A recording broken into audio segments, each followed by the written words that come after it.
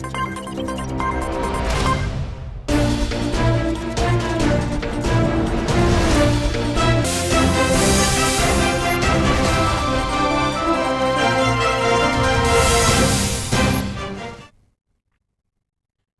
To A1 TV Telugu news.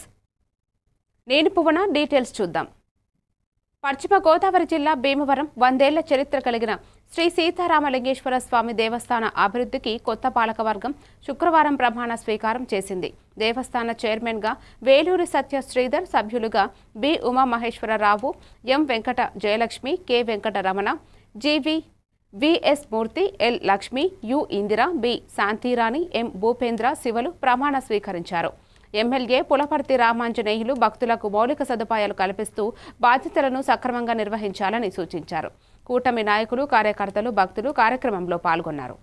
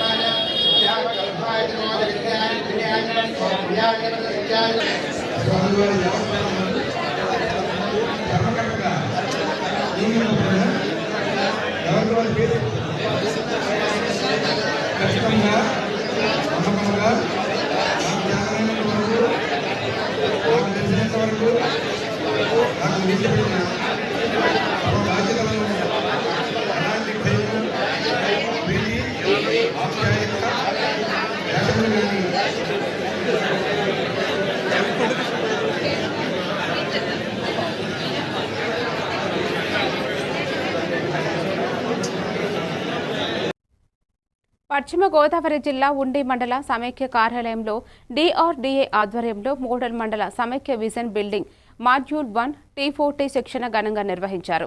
ముఖ్య అతిథిగా జిల్లా డిపిఎం ఐబిడి వెంకటేశ్వర్లు పాల్గొని డ్వాక్రాల్లో ప్రతి మహిళ పేదరికాన్ని అధిగమించేందుకు జీవనోపాధి అభివృద్ధి, ఆర్థిక స్థితిగతులు మెరుగుపరచడం, మార్కెటింగ్, వ్యవసాయం, ఆరోగ్యం, పరిశుభ్రత, ఉపాధి అవకాశాలపై శిక్షణ జరిగినట్లు తెలిపారు.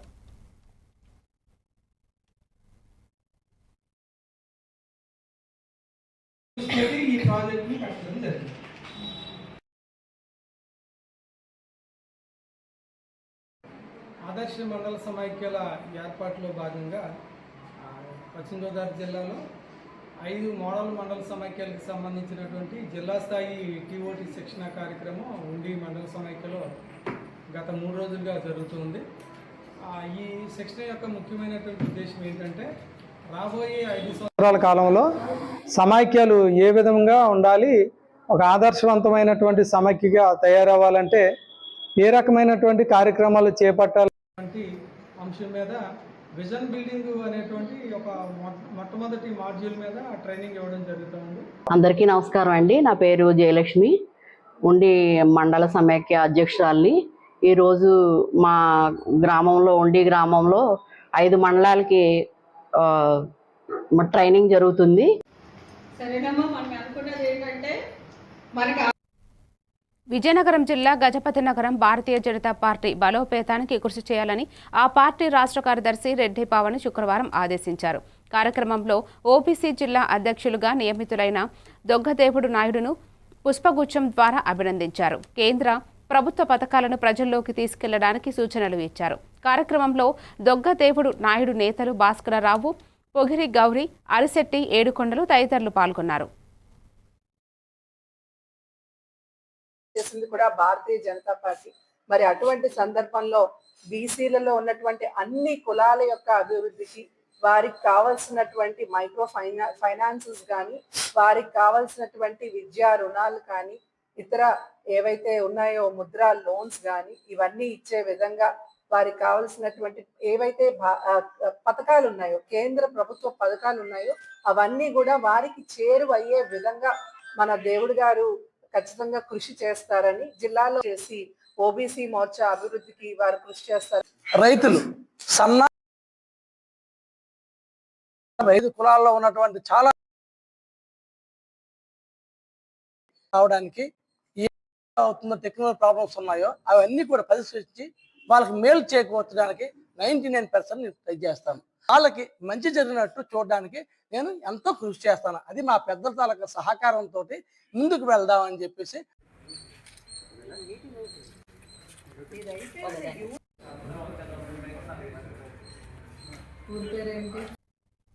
కాకినాడ జిల్లా తుని మండలం చిన్న మరియు మధ్య తరహా పరిశ్రమల అభివృద్ధికి ఉద్యమ ఆధార్ కీలకం అవుతుందని ఏపీఎం ఎల్లప్పు సత్యబాబు తెలిపారు.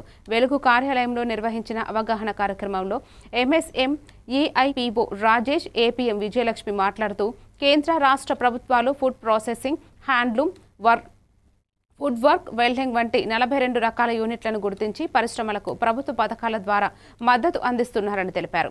ఈ కార్యక్రమంలో 158 మంది తొలి విడత, 110 మంది రెండవ విడత తయారీదారులు గుర్తించబడ్డారు. మండల టీడీపీ నాయకులు, సి సీల్స్, వీపోలు, జెట్ కన్సల్టెంట్ తదితరులు పాల్గొన్నారు.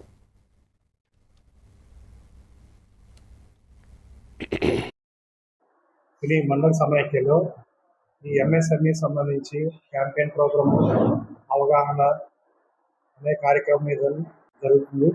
ముఖ్యంగా ఏంటంటే చిన్న చిరు వ్యాపారాలు చేసే మహిళలు ఆధార్ అనేది మన మండల సమైక్యలో చేయడం జరుగుతుంది. గ్రామాల్లో ఎవరైతే వ్యాపారాలు చేస్తున్నారో, అలాగే ఇంకా ఎవరైతే చేయాలనుకుంటున్నారో వాళ్ళని గుర్తించడము, వాళ్ళకి ఈ కార్యక్రమం ద్వారా అవగాహన కల్పించి వాళ్ళకి వ్యాపారంలో యొక్క మెలకువలు, ఇంకా వ్యాపారాన్ని ఇంప్రూవ్ చేసుకోవడానికి ఎటువంటి పద్ధతులు అనే దాని మీద చేయడం జరుగుతుంది.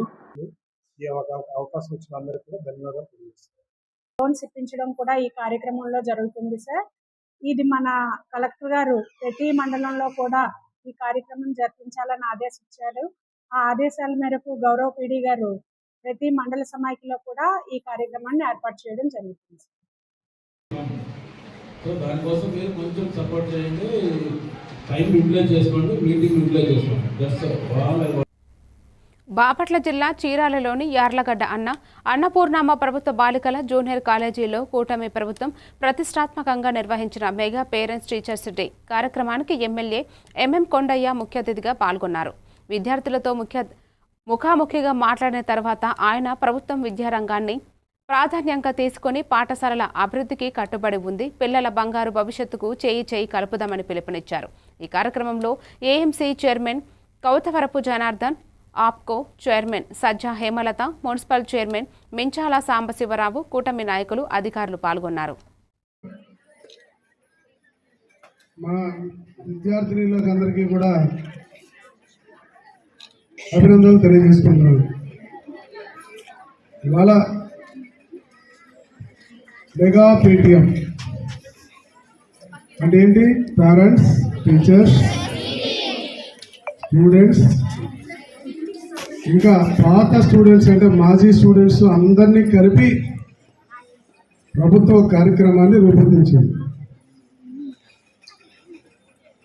3.0 ఈ కార్యక్రమాన్ని కూటమి ప్రభుత్వం, ముఖ్యంగా నారా చంద్రబాబు నాయుడు గారు.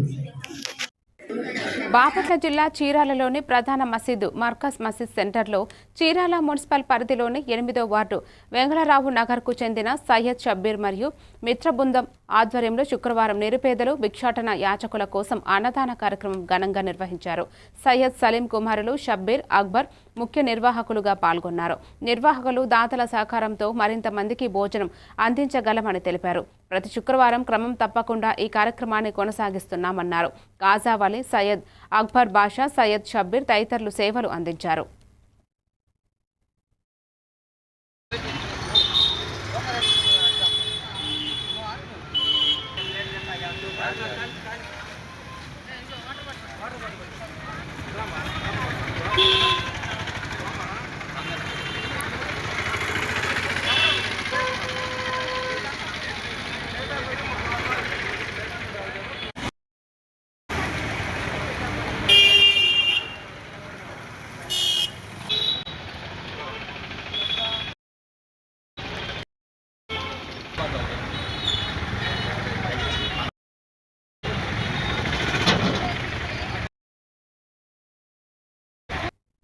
నెల్లూరు జిల్లా కావలి వెంకటరావు నగర్ 18వ వార్డు మున్సిపల్ హైస్కూల్లో జిల్లా కలెక్టర్ శ్రీ హిమాంశు శుక్లా, ఎమ్మెల్యే కావ్యకృష్ణ ఘనంగా మెగా టీచర్స్ పేరెంట్స్ మీటింగ్ నిర్వహించారు.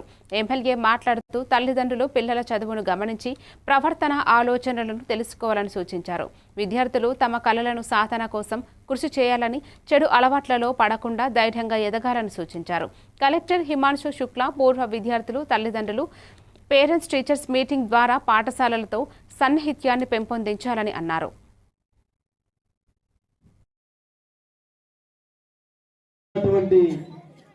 హై స్కూల్స్లో పెద్ద హై స్కూల్ వెంగళరావు నగర్, మీకు అందరికీ తెలుసుకున్న పేరెంట్స్ అందరికి కూడా వెంగళరావు నగరు, ఇందిరా నగరు, బాలకృష్ణ నగరు ఇవన్నీ కూడా నాకు ఇష్టమైన ప్రాంతాలు.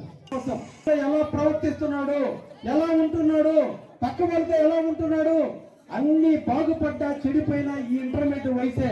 ఈ వయసులోనే మనం అందరం కూడా కాపలా గాయాల్సింది 21 సంవత్సరాల వయసు వచ్చేంత వరకు తండ్రులు బిడ్డల మీద ప్రేమ ఉండాలి. ప్రేమ పక్కనే అనుమానం ఉండాలి. ఎక్కడ ప్రేమ ఉందో అక్కడ అనుమానం ఉండాల్సిందే తండ్రులకి. ఎందుకంటే మన ప్రేమ వాళ్ళని గుడ్డు కాబట్టి చెడు అలవాట్లకు బానిస అయితే వాడి జీవితం నాశనం అవుతుంది. తర్వాత నువ్వు ఎన్ని కోట్లు ఖర్చు పెట్టి బాగు చేయాలన్నా వాడు బాగుపడడు. కాబట్టి తల్లిదండ్రులు ముఖ్యంగా 21 సంవత్సరం వచ్చేంత వరకు బిడ్డ మీద ఒక కన్ను వేసి పెట్టండి. అనుమానంగానే ప్రేమగా పెంచండి.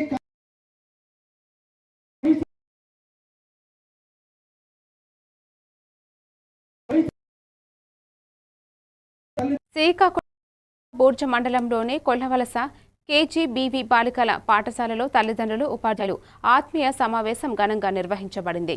ముఖ్య అతిథులుగా ఆముదాల వలస శాసనసభ్యులు, పీయూసీ చైర్మన్ గౌరవ కూన రవికుమార్, ఆంధ్రప్రదేశ్ మార్క్ఫెడ్ డైరెక్టర్ గౌరవ ఆనెపు రామకృష్ణ నాయుడు పాల్గొన్నారు. సమావేశంలో విద్యార్థులు క్రమశిక్షణ పాటిస్తూ ఉపాధ్యాయులను గౌరవించి పరీక్షల్లో మంచి ఫలితాలను సాధించాలని సూచించారు. తరువాత విద్యార్థులు తల్లిదండ్రులతో కలిసి భోజనం చేశారు.